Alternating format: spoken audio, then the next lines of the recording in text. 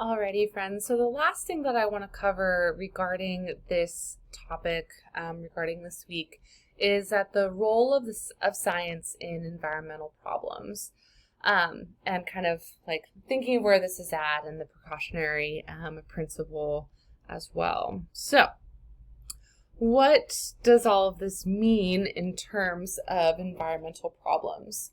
So, we need to, of course, pay attention to an issue, right? We have to have some scientific assessment. We have to do some risk analysis. There's public education and involvement. There's political action, which of course includes creating laws and policies. And lastly, evaluation. But much like the scientific method, this is not a linear list. As responsible citizens, it is our job to get involved, right? This is really one of the key ideas of this class. You're taking an environmental science class, right?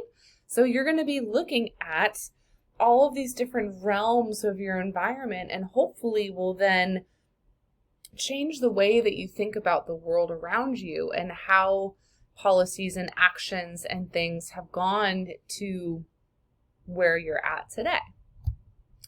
Especially with things like risk analysis, right? Almost every single warning sign or,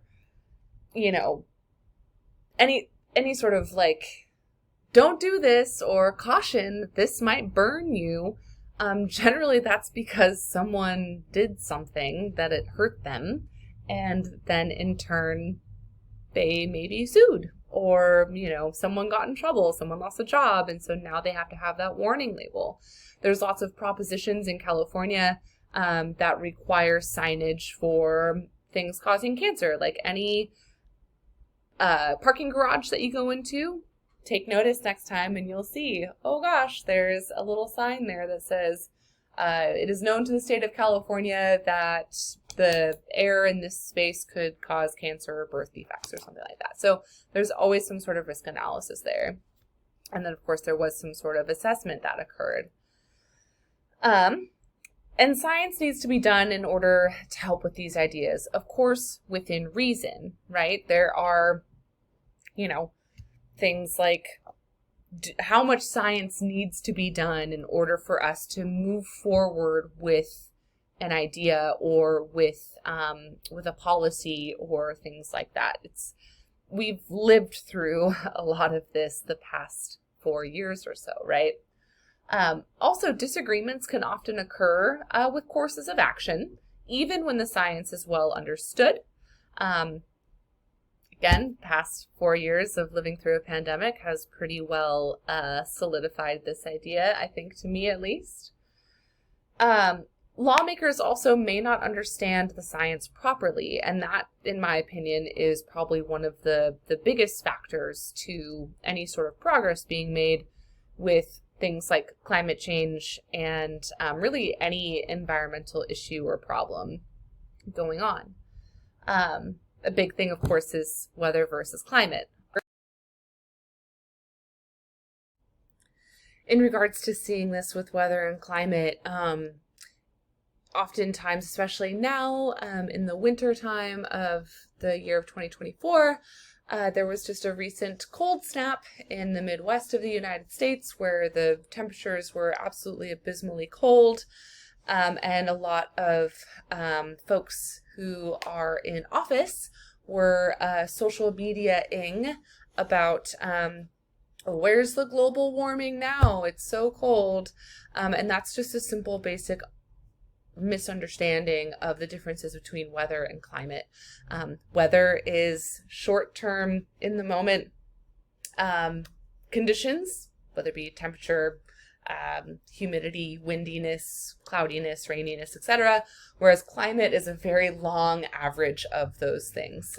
As a meteorologist, it very much grinds my gears when people get those things incorrect, or especially when they are holding public office. Really annoys me. But we can see these policies kind of acting out all over the place. not just with weather and climate, but with a lot of other things as well. And you can maybe even think of some examples in your own field, in your own hobbies or interests, where maybe someone just doesn't have a proper understanding of that. And, it just doesn't help the situation. Some folks will also say that we need to wait for more proof. But remember, science doesn't prove things, right? If we go back to the scientific method video from before, science doesn't prove anything. And so that can be kind of a disconnect between the layman and scientists. But others will want to enact very stringent laws immediately. But then the idea would then be like, how much more evidence do we need in order to make a decision? So really with policies and stuff, it's, in my opinion, it's best to try to figure out that healthy balance between the two, know when you need more research done and know when you need to say, okay, this is enough research, especially with environmental conditions and things of that nature. Last thing I want to cover is the precautionary principle. Perhaps you've heard of this. It's covered in your book, actually. And this is where it's is it good or is this bad? What's good, what's bad, what works, what doesn't work, what's good for society, what's not good for society, especially in that term of perhaps, you've heard of that, it's better safe than sorry sort of thing. It's kind of a sort of situation. So some will say that avoiding actions can lead to really bad things happening. Some say it's a cynical ploy to prevent good things from happening. I know I've referenced this already, but the past several years of the pandemic has really just played this entire thing out ad nauseum, really. It's almost annoying at this point. So, it's that question of who is right or is everybody wrong? So again, it's that delicate balance of trying to figure out these ideas. And again, especially with environmental issues and environmental concerns, environmental policies, all of these things are taken into account. And it's not just by one person, it's from a very large body of people. So I hope that all of this was helpful and will come into play in your future weeks as scientists. Thanks again for watching.